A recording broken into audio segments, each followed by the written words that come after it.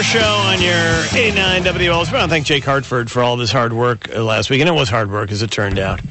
Because he was here and he had a different co-host every day. That's the tough thing, because Jake's been doing this for a long time. He's a pro's pro. But when you have to bring in people, you know what it's like, bro? You know, I do. I'm familiar with it. But yeah, he had like a different person in almost every day. So that's basically my career for like 5 years.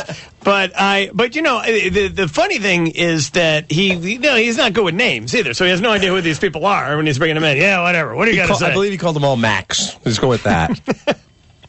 All right, listen, did you see the story that now, today, the Chicago crime has become national news? As a matter of fact, Scott Pelley from CBS News is doing the CBS Evening News from Chicago this week, talking about how effed up this city is in terms of crime.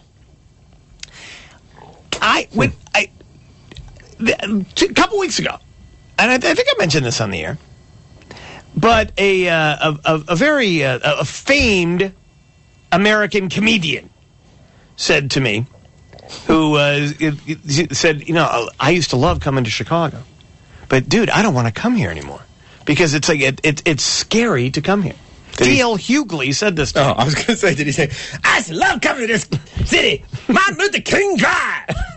Always in the bad neighborhoods. Did he say that Chris Rock. Oh, okay. It was a poor man's Chris Rock, D.L. Hughley. Who's a very, very funny man. He's very funny, and he's like, I would, you know, it's like, wow.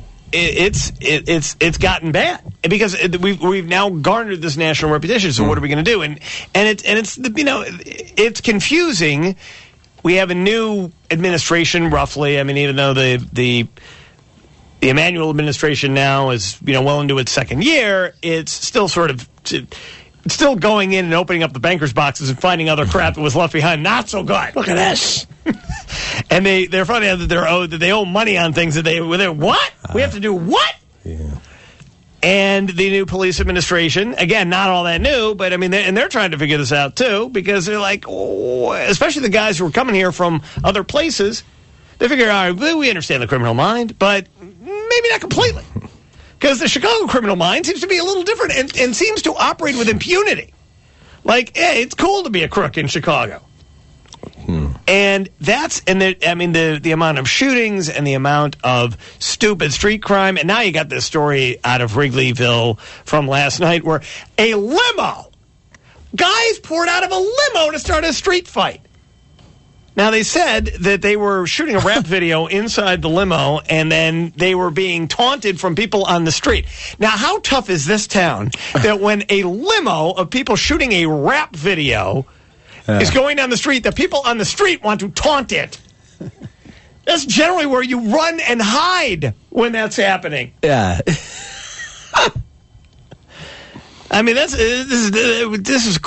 crazy. Now, yeah, it's the people taunting the guys making the rap video. I mean, really, it's like, what'd you do today? Bad video.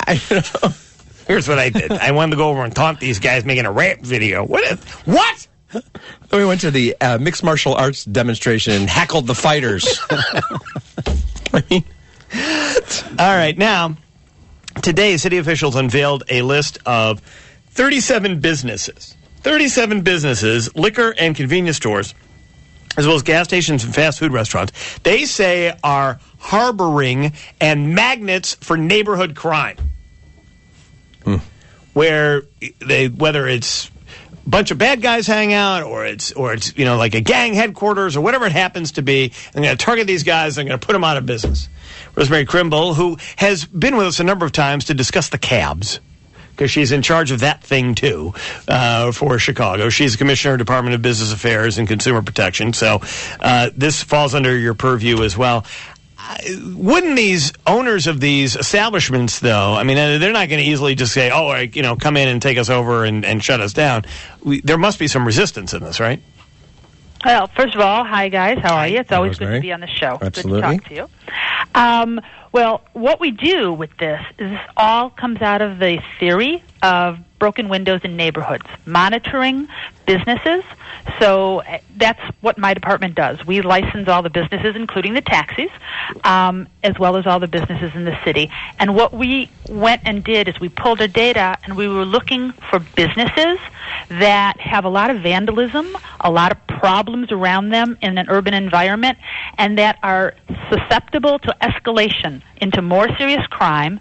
And on some of them, we went to the police and said, what's happening in this neighborhood? Because what we're seeing is this business is falling down on the job. This business isn't really good for this community.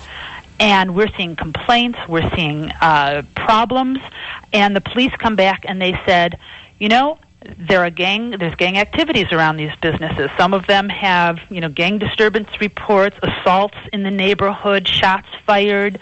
And we thought, well, maybe what we can do is let these businesses know, hey, we'd rather have no business in the spot that you're at than you, because you are not good for the neighborhood. You're not contributing to a healthy community. You're actually a magnet for problems. And that was the concept. So we sent them all a letter. And it's 37 businesses on the list. And we said, we've identified you. Here's the process we use to identify you. You're going to start seeing the city of Chicago a little more often. You're going to start getting inspected a little more often. Because I'm sure there's a lot of business owners out there who operate in bad neighborhoods who go, don't blame us for the neighborhood. We're actually trying to create some business activity in this neighborhood and bring jobs to a neighborhood and actually do something good for a neighborhood. So what are the qualifications that got these 37 businesses in trouble? Well, I absolutely agree with you, because we have 80,000 licensed businesses in the city of Chicago, and this is 37. What they've done is they've just thumbed their noses at everybody, at the community, at the city, at the rules, and at the regs. Most businesses, they'll try. You point something out to them. I mean, we get complaints. We do the consumer complaints here. And a business will go to them and say, we're getting complaints, and they'll say, oh, my gosh. They'll fix things, or they'll change the receipts, or they'll say, all right, maybe we'll hire a doorman or a security guard out front because it sounds like we're having a problem, or we're making noise at night. We'll post some signs in front of our bar. So are these businesses, I mean, are we to assume? These are good things. But these businesses, they're repeat flyers. They're frequent flyers, if you will, and they're getting complaints, and they're being dragged into court on a regular basis and found liable for things that are just stereotypical broken window type things. Rats running through the food in some of the restaurants. Yeah. That's extra. Garbage overflowing. They're not cleaning things up. They're selling cigarettes to minors. They're selling unstamped cigarettes. Selling unstamped cigarettes is one really good sign that you've got some gang activity. Right, because that's a way to get around the taxes and do because it's almost as profitable as drugs. Yeah, because people want their cigarettes and they got it, and it's like $8 a pack now in Chicago, and they could sell them for $4 and make off. That's right. So and they make good money. So, but they're making it illegally, and it's a business now that's doing that. So that's not a business you want in your community, because the kind of people who are going to be hanging out and buying unstamped cigarettes and selling cigarettes to kids are the kind of businesses that are going to attract gangs. They're going to attract urban disorder, vandalism, crime, antisocial behavior. We don't need this. Commissioner, can you hold on just a second for us? You bet I can. Because we got 45 seconds in there with Christina, and then a few very important notes. But I do want to ask her, there's two things I want to ask her about this. Because, I mean, there are some business owners who were probably, again, wondering, when are they coming after me? And then also she's in charge of the cabs, and there was a cab strike. What? So, we'll explain all that. But first, Christina, we're talking to Rosemary Kimball. She's the Commissioner of the Department of Business Affairs and Consumer Protection, and they announced today that they're going after 37 businesses in Chicago that the city believes they're not good businesses for the community, but are they up to no good? I mean, that's what I'm trying to understand here, Rosemary. Are these? Do you believe? Does the city believe that these may be harboring criminal enterprises within these businesses?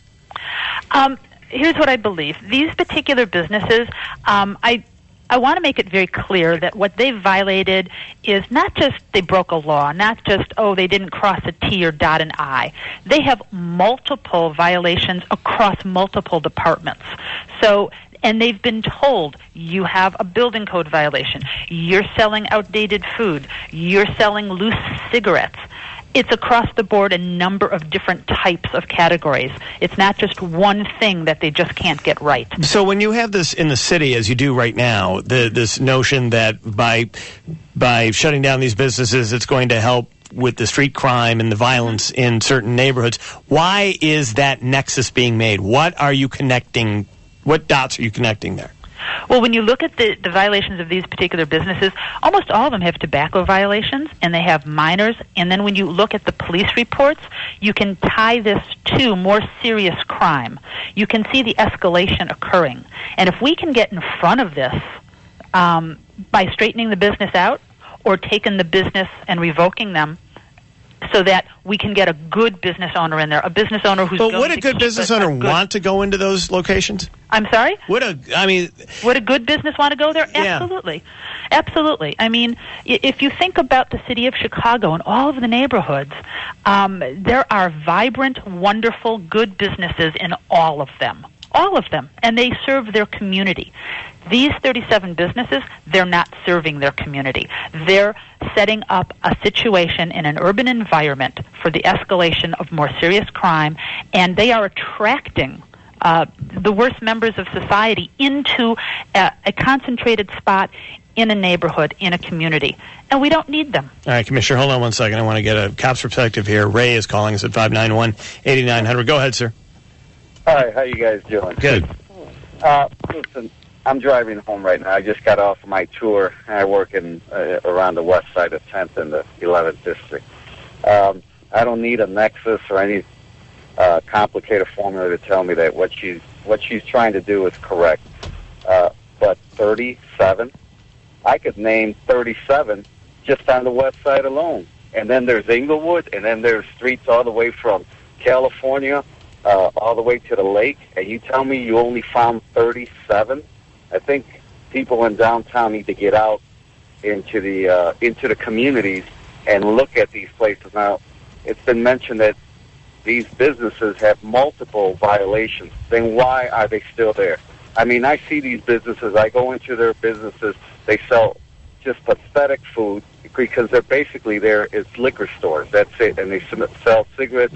They have facades of, that they sell groceries. But we all know, the city knows, everybody. It's funny because everybody knows it's just their liquor stores, and the city should have done something about this a long time ago. Okay, Ray, hold on one second. Let's let the commissioner answer. So why only 37? Well, we only have 37 because we've set the criteria so that we are hitting across the departments. We want to hit multiple violations. We didn't want to pick on a business that just was having a trouble in one area.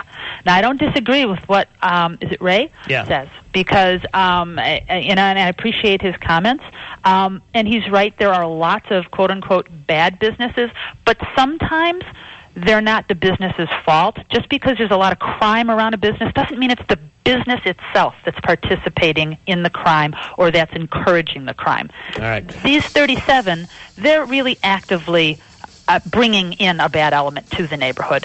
So I think that's the difference. Commissioner, thank you very much. Appreciate your time. I appreciate being on the show. You know how much I love you guys. Yes, we love you. We love you right back. Rosemary Kimball, the Commissioner of the Department of Business Affairs and Consumer Protection. Coming up, 5 o'clock is right upon us. It's our first top 5 at 5 in the second half of 2012. Nice. Okay, I'll go with that. I don't think you're going to want to miss it.